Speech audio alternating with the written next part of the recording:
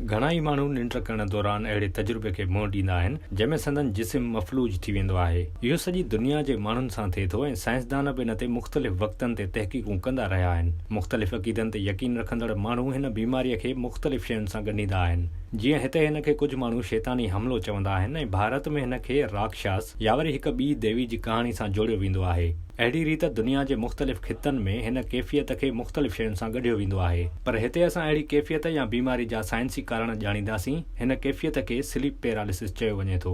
Sleep paralysis निंड दौरान या निंड मां सुजाॻ थींदे ई हिक अहिड़े अहसास खे चवंदा आहिनि जंहिंमें महसूस थींदो आहे त अव्हां हरकत नथा करे सघो ऐं अव्हां जो जिस्म मफ़लूज थी चुको आहे। अहिड़े वक़्त में जेकॾहिं अव्हां कंहिंखे सॾु करण जी कोशिश कंदा त अव्हां खे लॻंदो त अव्हां जो आवाज़ बि न पियो निकिरे। स्लीप पैरालिसिस दौरान आम तौर ते इन खे महसूस करण वारा हवास जागी रहिया हूंदा आहिनि ऐं हवास जी सुजागी दौरान इहो महसूस थींदो आहे त जीअं अव्हां जे मथां को भार पइजी वियो आहे या अव्हां जो साह ॿुसाटिजी रहियो आहे। थी सघे थो त इन दौरान माण्हू डिॼी वञे ऐं ख़ौफ़तारी थी वञे। ज़िंदगी में घणा ई माण्हू अहिड़ी कैफ़ियत खे महसूस कंदा आहिनि, पर कुझु माण्हू इन मां घणो तंग थी वेंदा आहिनि। आम तौर ते स्लीप पैरालिसिस 20 खां 40 सालनि जी उमिरि ताईं थिए थी। ही हिक अहिड़ी बीमारी या शइ आहे जेका निंड सां वाॻियल आहे ऐं असांजी ख़्वाहिश खां सवाइ पैदा थिए थी। ही आम तौर ते उन वक़्तु थींदी आहे जॾहिं अव्हां सुम्हण वारा हूंदा आहियो या सुजाॻ थियण खां कुझु वक़्तु अॻु थिए थी। हिन कैफ़ियत जूं 3 कैटेगरीज़ आहिनि जिन में इंटरवुडर, इनक्यूब्स, वेटिबुलर मोटर शामिल आहिनि। हिन मर्ज़ जी शिकायत माण्हू सदियुनि खां करे रहिया आहिनि। कुझु माण्हुनि सां ईअं थींदो आहे जो हू वाक़े खे विसारे ई न आहिनि सघंदा ऐं परेशान थींदा रहंदा आहिनि। स्लीप पैरालिसिस का अहिड़ी कैफ़ियत न आहे जंहिंजे करे अव्हां घणो परेशान थियो ऐं इलाज लाइ डॉक्टर ॻोल्हणु शुरू करियो। पर जेकॾहिं अव्हां घणो परेशान आहियो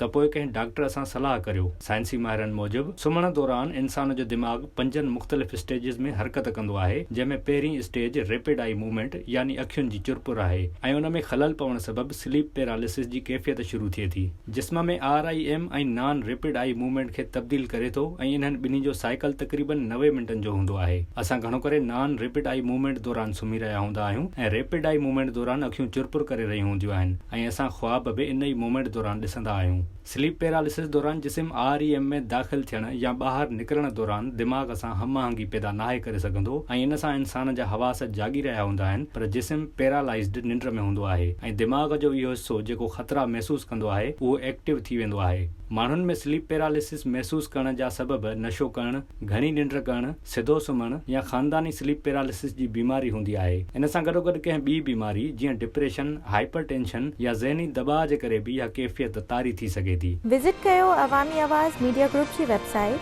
awamiawaz.pk